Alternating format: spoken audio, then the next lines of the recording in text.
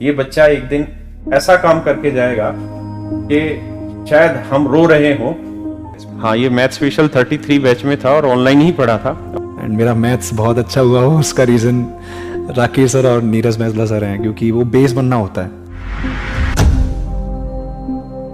तो मेरे बच्चों, आज मैं आपको एक बच्चे से मिलाने जा रहा हूँ और ये शक्ल से ही लग रहा है, नहीं पैर नहीं चुना, ये शक्ल से ही आपको लग रहा होगा। आप इसकी शक्ल को देख के बताओ एक बार कि क्या किस चीज में इसका सिलेक्शन हुआ होगा।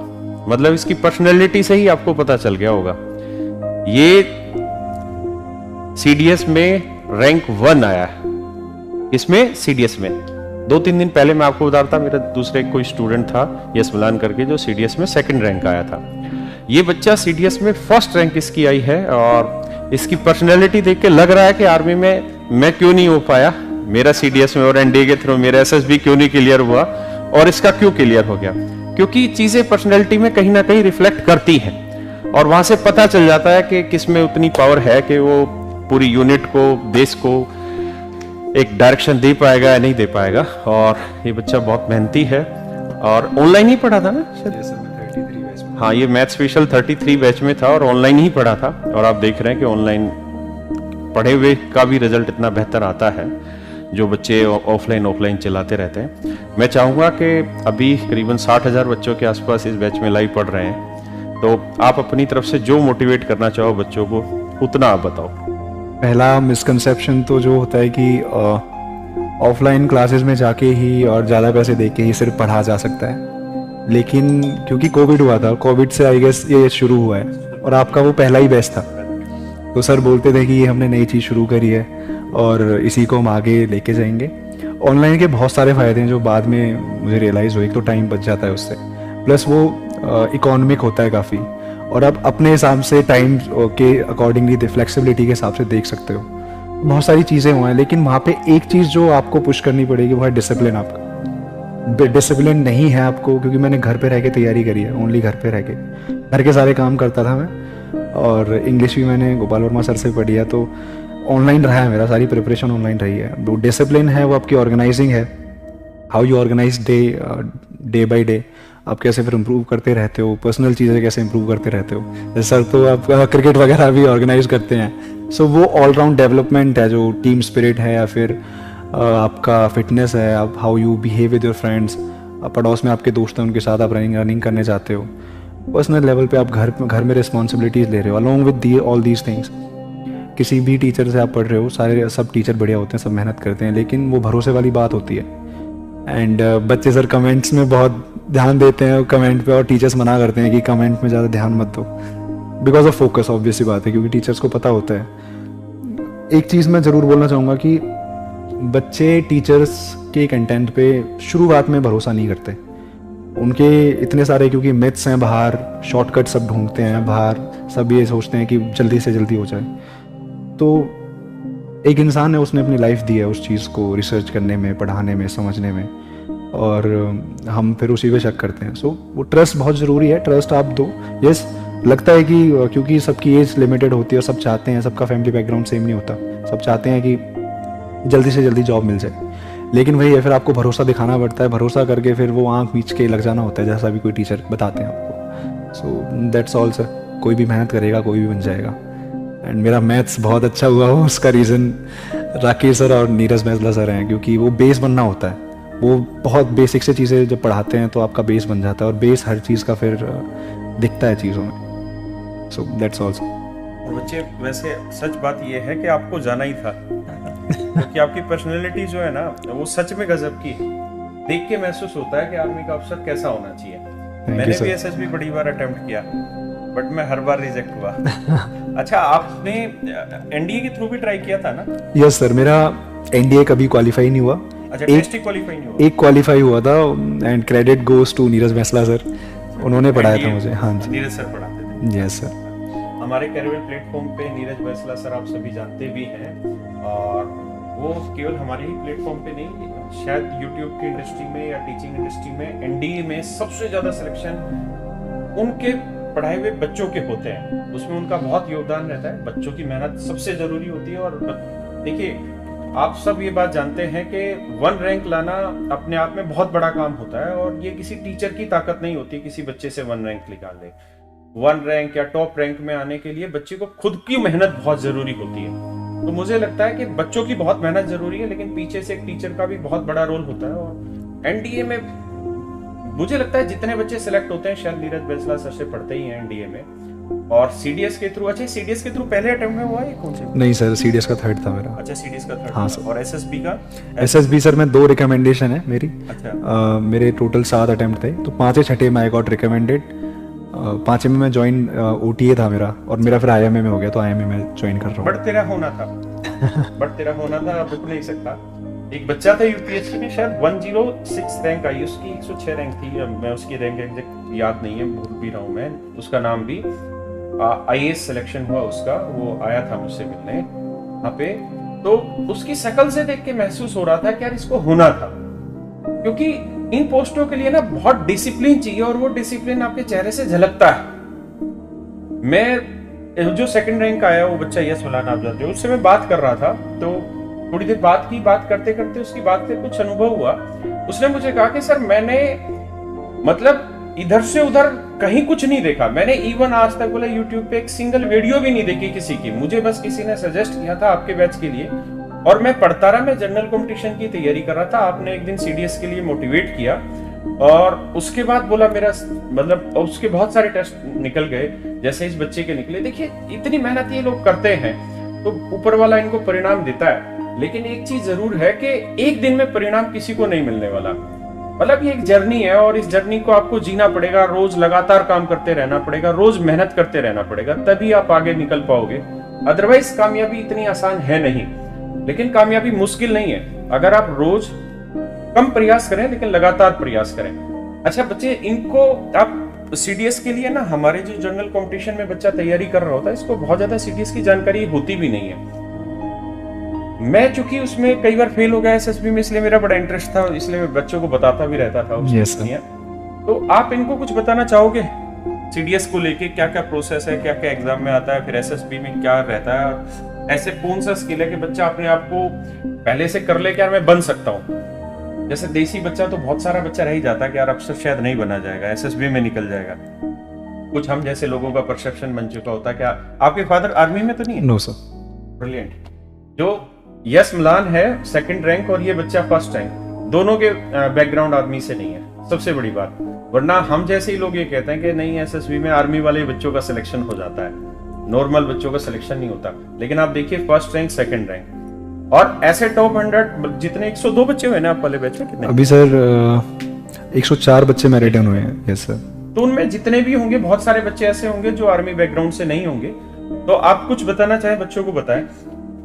सर सिलेबस तो लगभग सेम ही है, जो थोड़ा सा क्वेश्चंस के लेवल का थोड़ा फर्क पड़ता है, क्योंकि यूपीएससी लैंग्वेज बेस्ड क्वेश्चन पूछता है। इवन आपका सर प्रैक्टिस बेस्ड था, उसके बाद सीडीएस का आया था, वो मैंने पूरा देखा है। तो आप एक ही चीज़ बताते थे कि सीडीएस की लैंग्वेज थोड़ी लंबी है, क्वेश्चन का लेवल उतना कोई ज़्यादा खास नहीं होता, लैंग्वेज है। अच्छा, जीएस को कैसे तैयार किया आपने? क्योंकि जीएस अच्छी आती है। जीएस सर मैंने अलग अलग पढ़े हैं, मैंने एनसीईआरटीज़ पढ़ी हैं। अच्छा, एनसीईआरटी। क्योंकि एनडीए सर मेरा जीएस की वजह से निकला नहीं था, तो मैंने एनसीईआरटीज़ पढ़ी हैं। उसमें थोड़ा स्टैटिक नहीं, कॉन्सेप्चुअल आता है सीडीएस में। UPSC runs behind the concepts. अच्छा, और इंग्लिश में जो गोपाल वर्मा सर का था, उनसे क्या मतलब बच्चों को क्या हेल्प मिलेगी एसएसबी में? English sir, Gopal Verma sir भगवान है इंग्लिश के। तो वो ग्रामर हर जगह हेल्प करती है सर। इवन आप ऑफिसर बन जाओगे, आप कहीं पे भी जाओगे तो रिटर्न वर्क होगा, एंड अगर आपकी ग्रामर अच्छी है, you will reflect it in your verbal expression and return expression. तो दोनों में हेल्प करती है। एंड सीडीएस का अगर मैं स्पेसिफिकली बताऊं तो मैं बहुत लगी था कि मैं गोपाल वर्मा सर से पढ़ा। रीजन बीइंग वो ग्रामर बहुत अच्छे से समझाते हैं, वो ग्रामर इतने रूट लेवल से समझाते हैं, और सीडीएस में सर ग्रामर ही ज़्यादा आती है। 90 क्वेश्चन आपको ग्रामर के मिलेंगे। इवन पहले तक मैं ये सोचता था कि कॉम्प्रिहेंशन अलग चीज़ है, लेकिन सर ने बताया कि यार कॉम्प्रिहेंशन भी ग्रामर से ही सॉल्व होते हैं। सो उस लेवल की अंडरस्टैंडिंग और कॉन्सेप्चुअल क्लैरिटी दे पाना, और वो सर वहाँ से हो गया था। फिर सिलेबस सेम है, लेकिन थोड़ा एफर्ट एक्स्ट्रा मारना पड़ता है। वो प्रीवियस ईयर क्वेश्चंस लगाने पड़ते हैं सीडीएस के और एसएससी मेंस के।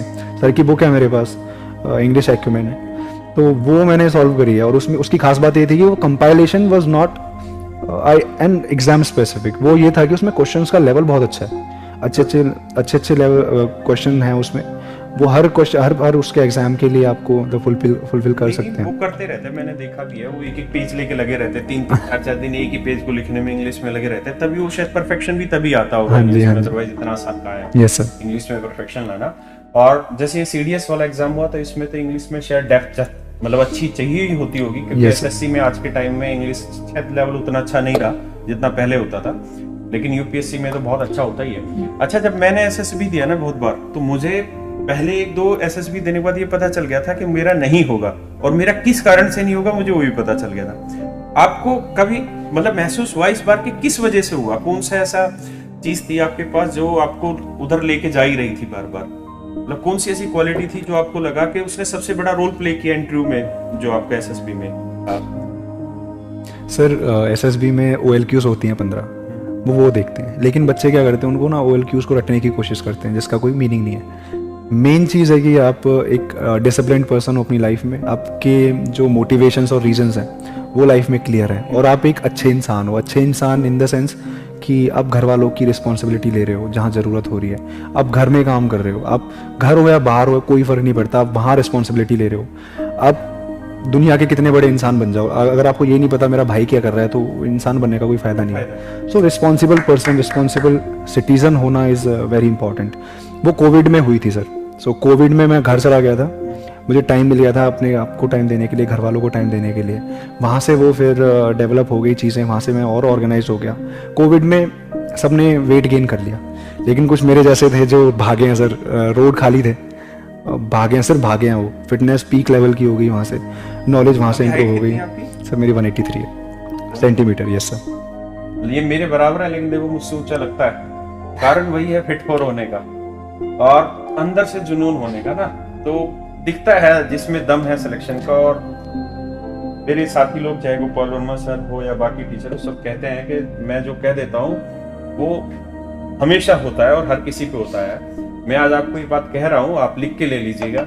ये बच्चा एक दिन ऐसा काम करके जाएगा कि शायद हम रो रहे हो, लेकिन अंदर से आपकी आत्मा मतलब हिलोरे मार रही होगी। इस बच्चे ने आज बहुत बड़ा काम कर दिया और ये बहुत जल्द करेगा। और मेरी ऊपर वाले से दुआ है कि भगवान इसका जीवन लंबा करे, सुरक्षित रखे, और जैसी इसके विवेक है, जैसे इसकी बुद्धि है, वो बनाए रखे, इसी तरीके का काइंड बनाए रखें। क्योंकि हमने अक्सर ऐसा देखा है कि जिन बच्चों की इतनी अच्छी रैंक आ जाती है, 1 रैंक आना अपने आप में कोई छोटा मोटा काम नहीं है ना, और ये एक दिन का काम नहीं है, बड़ी मेहनत लगती है। और दूसरी चीज बड़ी किस्मत भी लगती है साथ में, और किस्मत आपकी तैयार होती है आपके रोज रोज के कामों से। आप समाज को किस तरीके से देख रहे हैं, समाज को दे क्या रहे हैं अपने पक्ष की तरफ से, तो तब जाके 1 रैंक आती है। और बहुत सारे बच्चे होते हैं जिनका रिजल्ट बहुत अच्छा आ जाता है, लेकिन वो अपने आप में रुक जाते हैं वहीं पे। अपनी चीज की क्रेडिबिलिटी देने में उनको बड़ा डाउट होता है, या किसी भी चीज के लिए, चाहे अपने पेरेंट्स के लिए, अपने समाज के लिए, शायद वो उतने अच्छे तरीके से रेस्पॉन्सिव होते नहीं है, लेकिन होना चाहिए। और सैल्यूट है ऐसे बच्चों को कि इनका सिलेक्शन हुआ और ये फिर हम लोगों से मिलने आते हैं बच्चे। और आप सभी बच्चों को बहुत बहुत धन्यवाद कि आप इतनी मेहनत करते हैं और आप कामयाब होते हैं, और आप जैसे बच्चों की वजह से ही हम जैसे टीचर्स का नाम होता है। वरना जिसका खुद एसएसबी में सिलेक्शन नहीं हो पाया, उनके बच्चे एसएसबी में सिलेक्शन ले रहे हैं। मेरा एक्साइज इंस्पेक्टर में सिलेक्शन हुआ, इसलिए मैंने जीवन में एक्साइज इंस्पेक्टर को कभी कुछ माना ही नहीं, क्योंकि ये आदमी की फितरत भी है कि जो मिल गया उसकी तो उसको कीमत ही नहीं है, जो नहीं मिला ना वो बहुत बड़ा लगता है। और मेरे जीवन का पहला सपना था और शायद वो हो ही नहीं पाया, और आगे कभी ऐसा मैं इतना बड़ा आदमी होऊंगा ही भी नहीं कि मुझे कभी सरकार ऐसा मौका दे। मेरी इच्छा थी कि सरकारी वर्दी पहनी जाए आर्मी की, लेकिन मैंने बहुत ट्राई किया, नहीं हुआ। लेकिन मेरे स्टूडेंट अगर 1 रैंक लेके आ रहे हैं तो तहे दिल से धन्यवाद भगवान को भी और ऐसे बच्चों को। थैंक यू बच्चे, thank you sir. Thank you. और ऐसे बच्चे जो सीडीएस की तैयारी करना चाहते हैं, आपको सेम ही यही सब चीजें तैयारी करनी है जो आप पढ़ रहे हैं, बस जितना पढ़ रहे हैं उसी चीज को थोड़ा तरीके से पढ़ते रहिए। खासकर जीएस वाले पोर्शन पे थोड़ा और ध्यान दीजिए। और अपना सीडीएस का एग्जाम साल में अब 2 बार होता है, और शायद अक्टूबर में होता है एक, अभी सर साइकिल होगी, एक अप्रैल पे होता है और फिर उसके बाद सितंबर में होता है। एक सितंबर में और एक अप्रैल में। सबसे बड़ी बात है फिक्स है, फिक्स है, और 1 साल में सिलेक्शन हो जाता है। 1 साल में सिलेक्शन हो जाता है। और सबसे बड़ी चीज नीट एंड क्लीन फेयर है, जिसमें कोई एक पैसे की धांधली नहीं आज तक हुई और ना कभी जीवन में होगी, क्योंकि यूपीएससी इनको कंडक्ट कराने लगा। और आप शायद जानते भी नहीं होंगे कि एनडीए के थ्रू या सीडीएस के थ्रू जो ये बच्चे सेलेक्ट होते हैं, इनकी जो ग्रेड पे होता है वो आईएएस से भी ऊपर चला जाता है थोड़े दिन में।